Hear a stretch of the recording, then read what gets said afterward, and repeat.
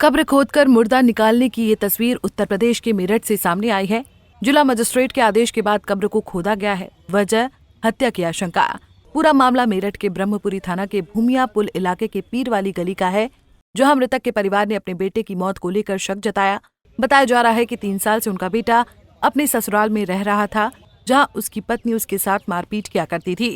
मृतक के परिवार वालों ने उसकी पत्नी पर गंभीर आरोप लगाया है। उनका कहना है कि उनके बेटे को मारकर दफना दिया गया। इसकी शिकायत उन्होंने जिलाधिकारी से की थी, जिस पर जिलाधिकारी ने मृतक के शव को कब्र से निकालकर पोस्टमार्टम का आदेश दिया था। मेरठ पुलिस अब मौत की वजह तलाशने में जुट गई है। उसके शव को बाहर निकाला गया और शव को पोस्टमार्टम के लिए भेज दिया गया है। मृतक के घर वालों ने बहू पर हत्या का आरोप लगाया है।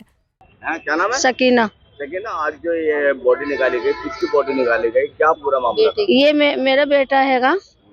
इस बेटे को मारा गया है। लड़के की बहू ने गला घोट के मारा। अच्छा। हाँ। ये 4-5 जने थे।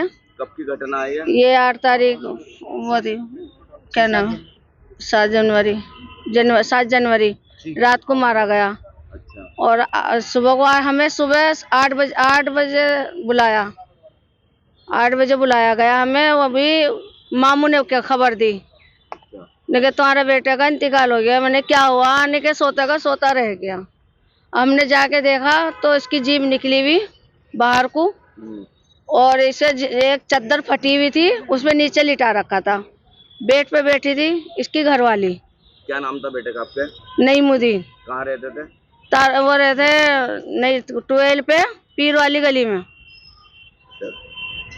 कितने दिन पहले मौत हुई थी और अब आज 40 दिन हो गए सर। किस तरीके से आपने एप्लीकेशन दी और अब क्या लग रहा है? हमें तो इंसाफ चाहिए। हमारे लड़के को मारा गया। आपको शक कैसे हुआ? शक हमारे पास रिकॉर्डिंग भी है और सबूत मिलते चले जा रहे हैं। अच्छा, क्या वजह हो सकती है हत्या की? हत्या का क्या कारण है? जब मतलब कभी लड़ाई होती थी तो पुलिस लाती थी इसके ऊपर, कभी हमारे पास भी भेज देती। लेकिन इनको तुम्हें बंद कराऊंगी, हमारा नाम भी लिखवा दिया 1-2 बार, मेरी बड़ी बहू का नाम भी लिखवा दिया। तो ये जब पीता था, इन्होंने सिखाया पीना भी।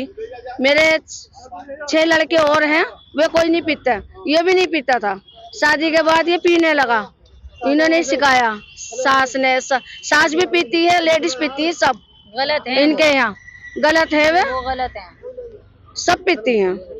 मृतक की मां ने जिलाधिकारी के यहाँ प्रार्थना पत्र दिया था। हत्या के मामले में थाने में भी प्रार्थना पत्र दिया गया था, लेकिन थाने में उसके प्रार्थना पत्र पर कोई सुनवाई नहीं हुई, जिसके बाद उसने जिलाधिकारी के दरबार में न्याय की गुहार लगाई थी। जिसके बाद आज मृतक की मौत के 41 दिन बाद उसकी कब्र को खुदवाकर शव बाहर निकालने का आदेश दिया गया।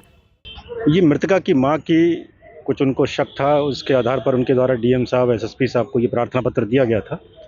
उस प्रार्थना पत्र पर पारित दोनों उच्च अधिकारियों के आदेशों के क्रम में ये आज कब्र खोदी गई है। सर, कहाँ का मामला था और किसकी पूरी डिटेल इसके बारे में? ये थाना ब्रह्मपुरी क्षेत्र के अंतर्गत मामला था, जिसमें बताया जाता है कि जो मृतका नईमुद्दीन था वो अपने ससुराल में रह रहा था और उन्हीं ससुरालियों पर ही इसकी मृत्यु होने का कुछ शक मृतका की मां ने क्रिएट किया था कि भाई इसको इनकी ससुराल पर हमारे शक है। तो उसी के क्रम में उनके द्वारा डीएम साहब और एसएसपी साहब को ये प्रार्थना पत्र दिया गया था कि भाई इसका दोबारा पोस्टमार्टम कराया जाए। उसी क्रम में ये कब्र खोदी गई है। सर, कितने दिन पहले क्रिमेशन हुआ था और अब किस तरीके से प्रोसीजर? क्रिमेशन ये 8 जनवरी का बताया जा रहा है। जैसा कि हमारे साथ मुतवल्ली साहब भी हैं, इनके रिकॉर्ड में दर्ज है कि 8 जनवरी को बॉडी लाई गई थी। तो उसके बाद आज ये कब्र खोदी गई है।